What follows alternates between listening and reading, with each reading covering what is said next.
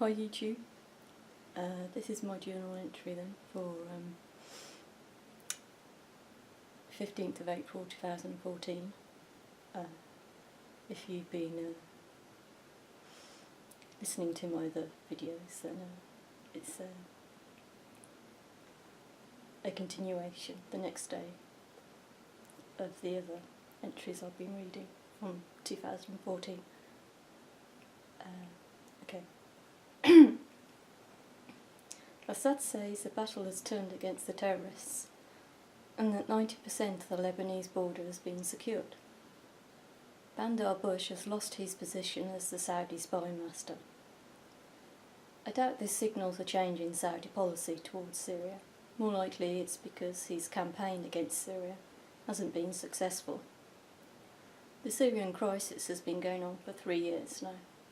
Western governments are still maintaining that the terrorists they are supporting, financially and with so-called non-lethal aid, are freedom-loving rebels who want democratic rights for all.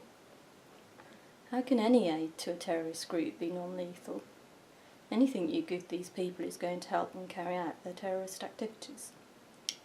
In fact, they are fanatical extremist fundamentalists who kill anyone who doesn't subscribe to their dogmatic doctrines, which is why the Saudis support them. I am running critically low on tramadol, but I still have 18 codeine left. I went through my bag of medications, throwing out all the old empty packets and boxes. Sometimes I find a capsule I've missed, but no such luck. I've only 4 left. That's 2 days' supply. I think I must have been taking 4 a day. My doctor wants me to take 2 a day.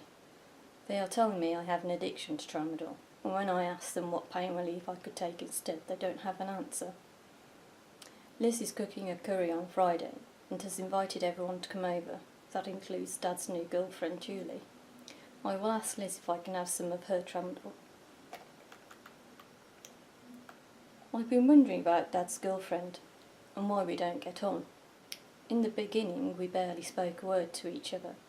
At first I thought it was me, but then I realised that she wasn't attempting to initiate any conversation either. Then she made a couple of digs at me, and I realised that for some reason she didn't like me. Nan thought it was because she sees me as a threat and an obstacle to her moving in. I'm not sure she wants to move in though. She doesn't do anything around the house. She hasn't taken on any household duties. When she's here, she's either lying in bed or in front of the television. Footnote. Julie is a lot like my sister Liz. They both smoke and drink, and now I see they are both competitive towards me. Neither wanted me around my dad simply because, well, to put it bluntly, I'm a nice person and they don't like the comparison with themselves. And they don't like the thought that my dad may also be making these comparisons.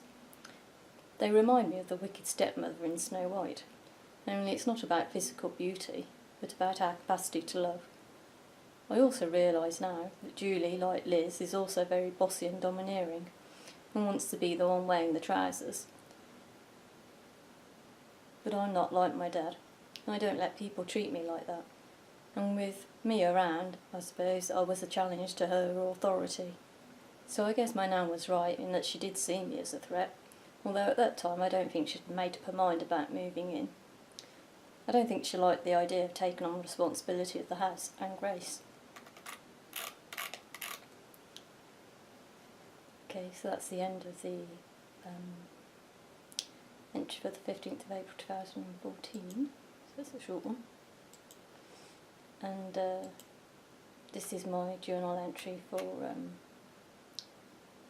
Wednesday of this week, which was the 26th of July 2017.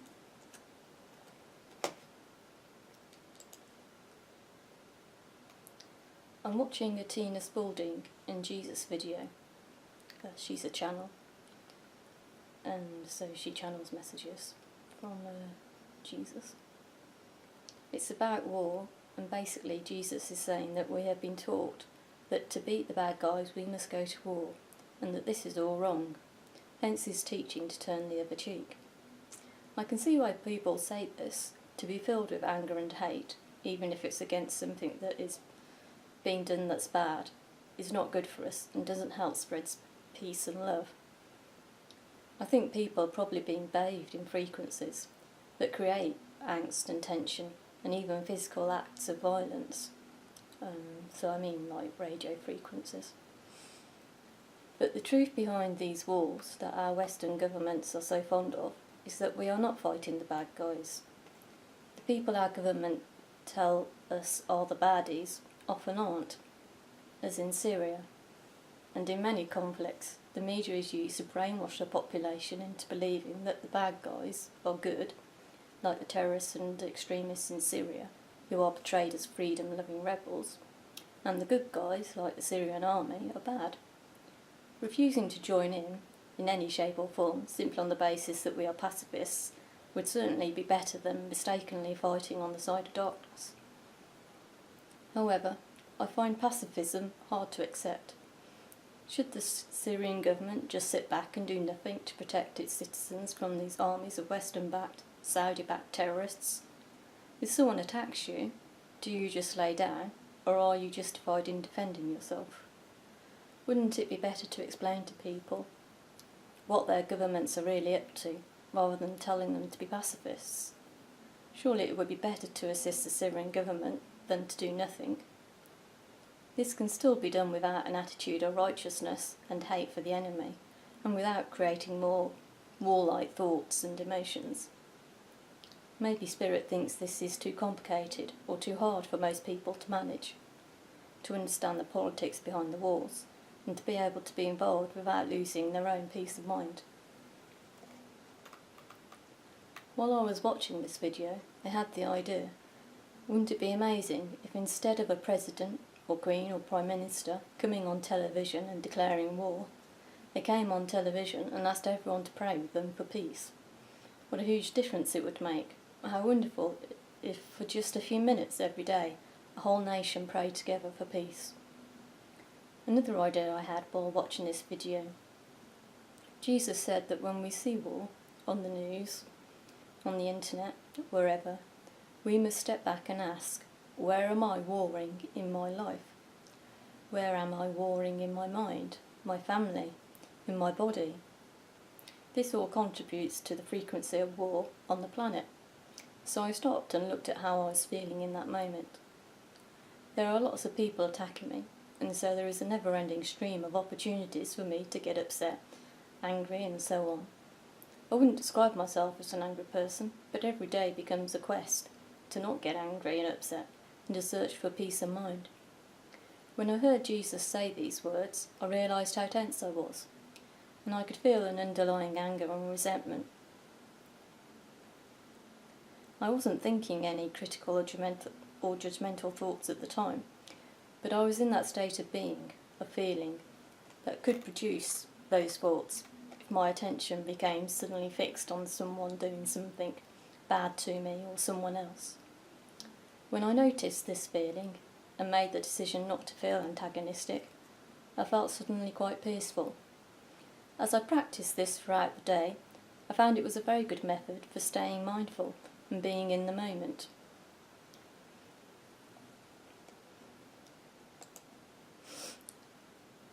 I think that's because if you're feeling peaceful,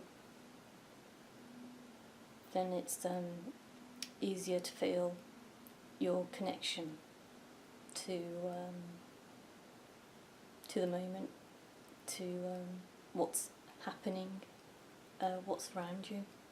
If you're feeling angry and tense, then that creates a feeling of separation, so it's harder to get into the moment and to feel that connectedness. I slept in really late today. I didn't get up till 2 o'clock in the afternoon. I slept in the lounge again. I don't feel as ill as I do when I sleep in the bedroom. I'd made up my mind last night to go to Bromford's office and ask them who Nina is. The other day, it might have been yesterday or the day before, I've lost track of my days somehow, a woman knocked on my door. I didn't answer it, and she posted a card through my door saying she had made an appointment for me on Friday morning. It seems odd that she gave me her personal mobile number rather than her work number. It was also odd that she didn't say why she wanted to see me. She just signed it Nina. Maybe the controllers thought making me sleep for so long would prevent me going. They were very angry when I got up, and there was lots of swearing and name-calling in my head. I went out about 4 o'clock. It was nice out. As I was walking past Stowe Pool, I had the idea maybe the ducks would like the energy pellets I bought for the birds in the park. And they did. It cost £3 a bag though. I never did go online to look for some duck feed. I shall remind myself to. It would be nice to come and feed them again. And being by the pool was nice. It's a different sensation being close to water. The sun was out and it was quiet. There were a couple, a man and a woman, with large professional cameras, taking photos of the ducks. I wondered if it was safe to swim in the pool. I've never seen anyone swimming here, but it was so sunny and warm. The water looked quite inviting. The reason I'd come to the pool was because it was on the way to Bromford's office.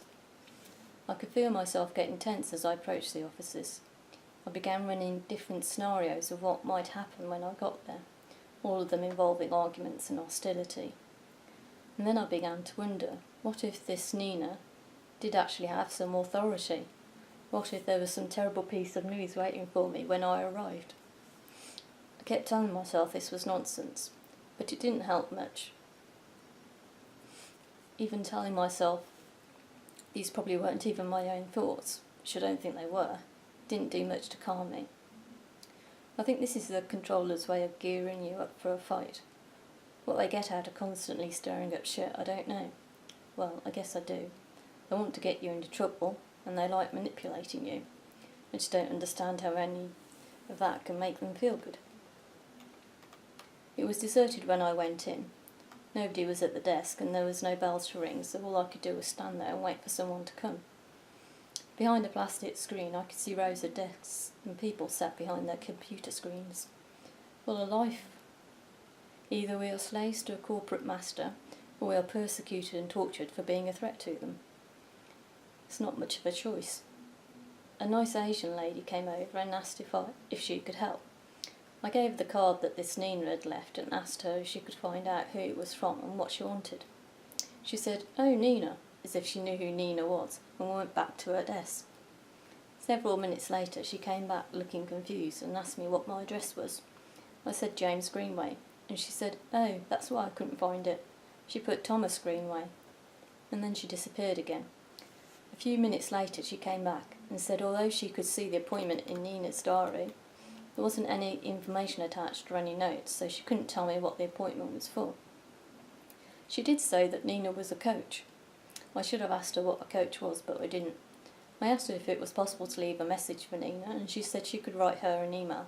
So I told her to tell Nina I wouldn't be in on Friday, and could she write to me and let me know why she wanted to see me, and I would make an appointment with her. She said she would, and I left. All of this simply confirmed what I thought, that Nina had no business coming to see me, otherwise she wouldn't have turned up unannounced, and she wouldn't have put her fictitious address in her diary, and she wouldn't have given me her mobile instead of her work number. Things which all seemed to have been done to hide the fact that she had come to see me. Clearly she didn't just decide to come up and see me of her own volition. That wouldn't make any sense. The only reasonable explanation is that she was instructed to, and not by anyone within Bromford, otherwise she wouldn't have had to hide who she was making appointments to go and see. Thinking about it now, I wonder if these coaches are people who help job seekers get back into work.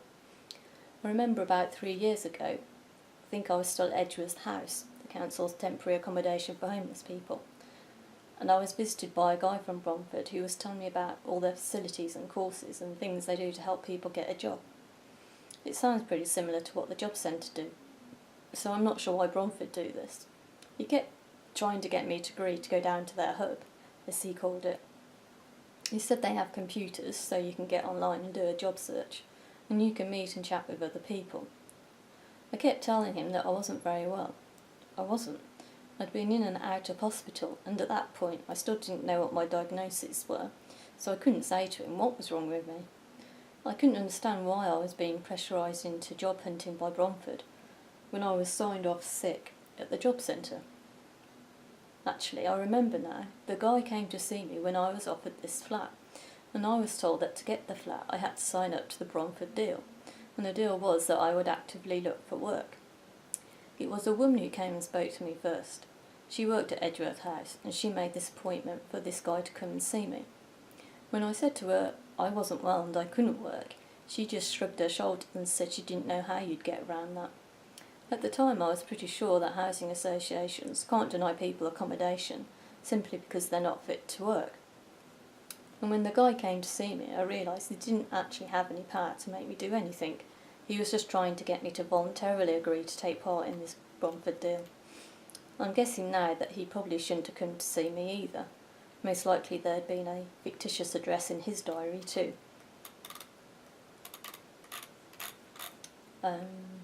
Yes, the reason I think that's part of the harassment, well, it is harassment, isn't it? Because if I'm not fit enough to work, well enough to work, which I'm not, because I have chronic fatigue and various other things, then there shouldn't be people knocking on my door telling me I should be looking for a job. And to tell someone they won't get a flat unless they do, even though they're not well enough to work, is, well, it's pretty horrible really, isn't it? And I think if you believed them, then obviously it would create a lot of stress in your life and make you quite upset.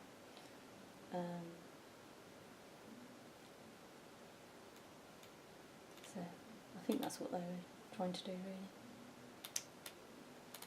They put you in these positions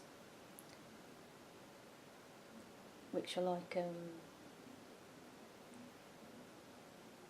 kind of like a catch-22.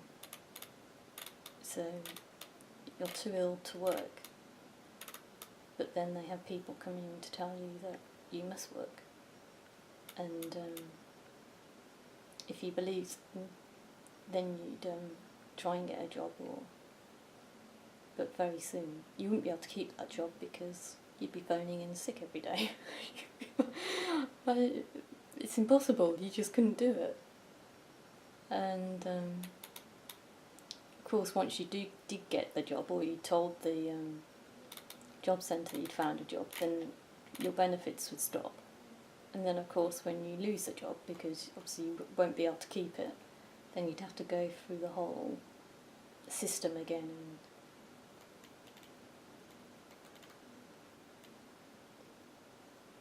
it's mad. Trying to make people who are ill work, and it's you who's made them ill. So, yeah. So I'll see you next time.